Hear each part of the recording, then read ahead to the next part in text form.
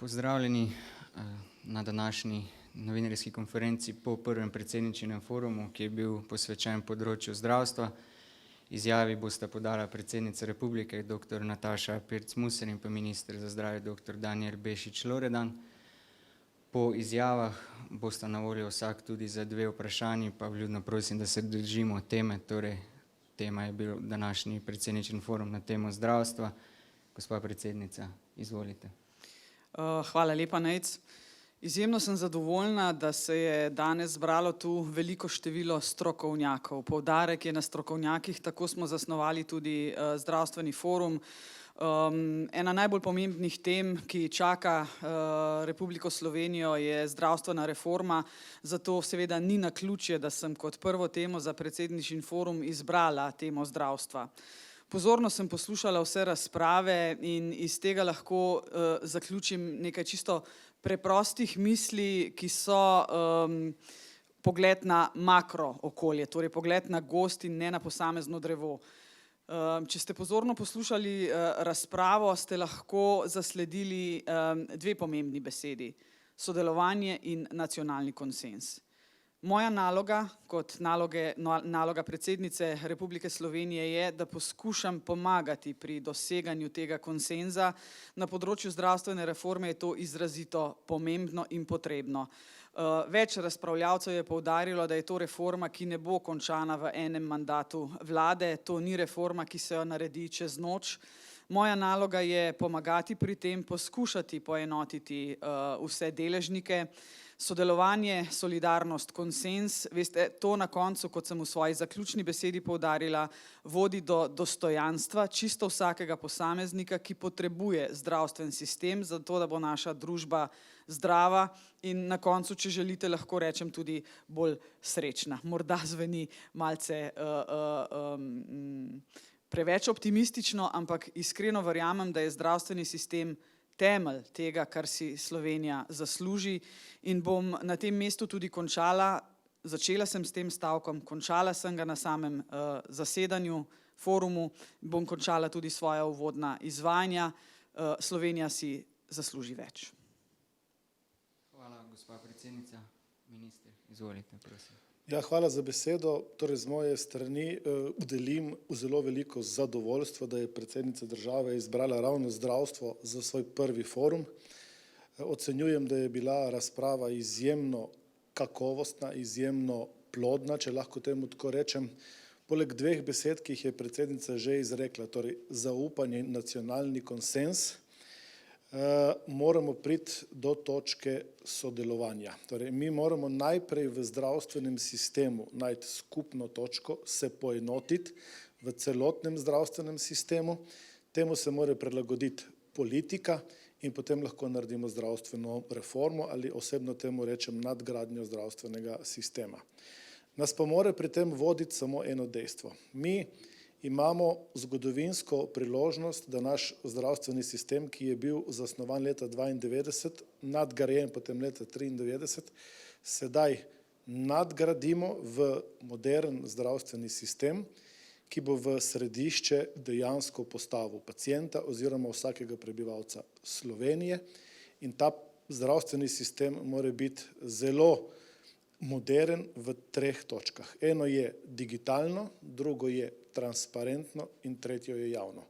To je zdravstveni sistem, ki se ga Slovenija in Slovenci zaslužimo, in strinjal se bom z zaključnimi besedami predsednice.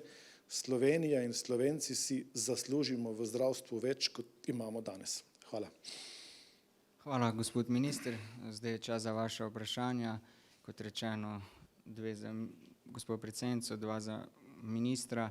Prosim, da se predstavite in pa poveste, komu zastavljate vprašanje. Če zame ni z veseljem, odstopim ministru, ker je vendarle. Kakorkoli se boste odločili, bo zame prav. Jaz bi vprašal gospoda ministra, kaj bo drugače po današnjem forumu, kako drugače bo potekalo to usklajevanje med deležniki, iskanje konsenza, k čemu je prispeval zdaj ta današnji predsednični forum prvi? Jaz si želim, da bo v bistvu še več sodelovanja, še več usklajevanja različnih mnenj Osebno smatram, da smo vsi, ki smo bili danes tukaj, zaznali samo eno stvar. Torej, potrebujemo spremembe, potrebujemo nekaj boljšega.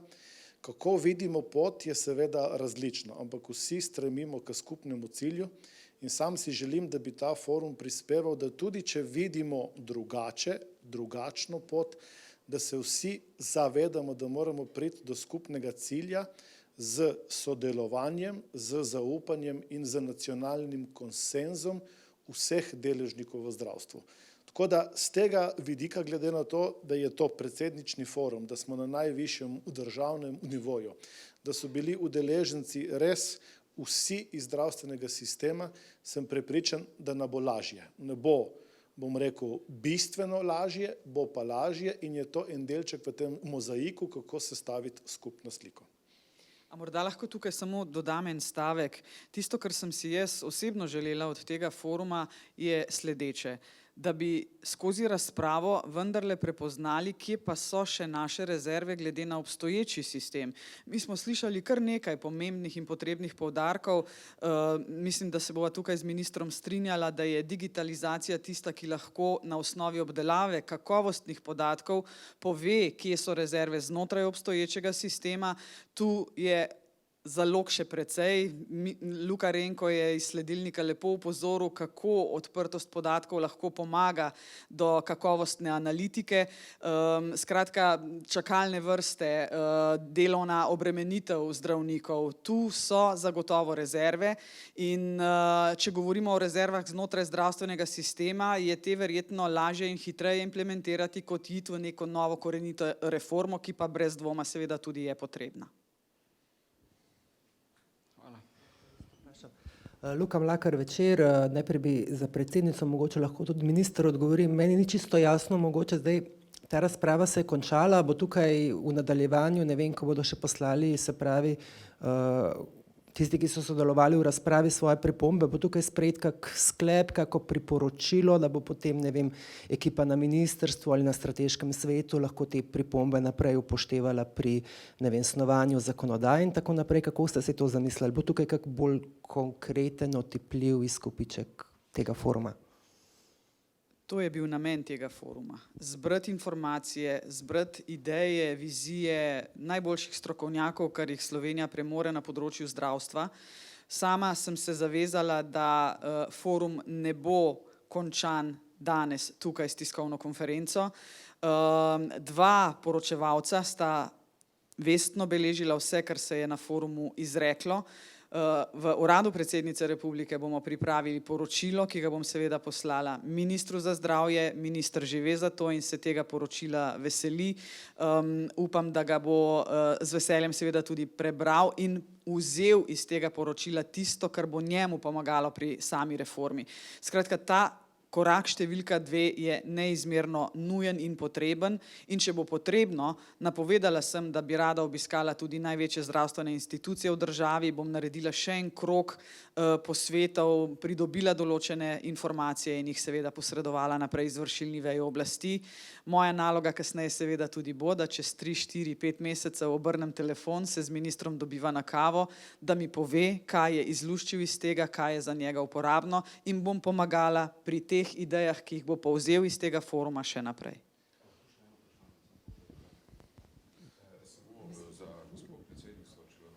Če lahko jaz dopolnim predsednico, no.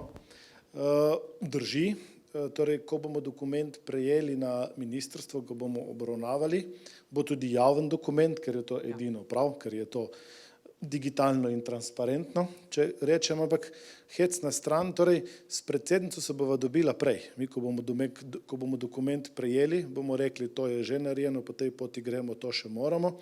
In osebno mislim, da je, ko gremo na tej poti, najmanj enkrat mesečno, če je nekdo naredil tak forum, spiše dokument, potrebno kot izvršna veja oblasti pokazati, kaj smo naredili, kaj je možno in kaj gre lahko skozi parlament.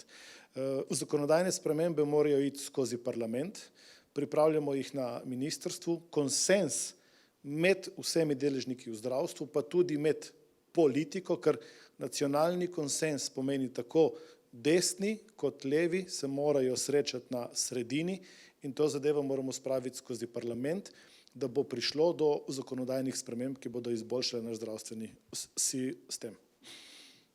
Luka, si želel še?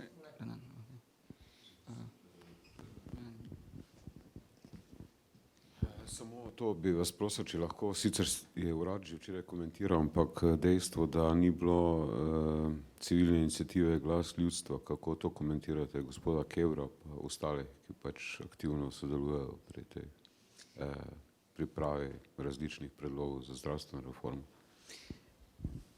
Jaz sem neizmerno vesela, da se je velika, ampak res velika večina strokovnjakov odzvala mojemu povabilu. Povabilo je dobil tudi dr. Keber, zakaj ni prišel, morate vprašati njega, vabljen je bil. Ampak še enkrat poudarjam, šlo je za strokovni forum. Tu se je zbrala stroka. Hvala. Če ni dodatnih vprašanj, sam, da bomo čisto natančni, bili sta dve vestni poročevalki. Dve, ne ena, pa še jaz sem pisala. Tako, v redu. Najlepša hvala in lep preostanek dneva. Minister.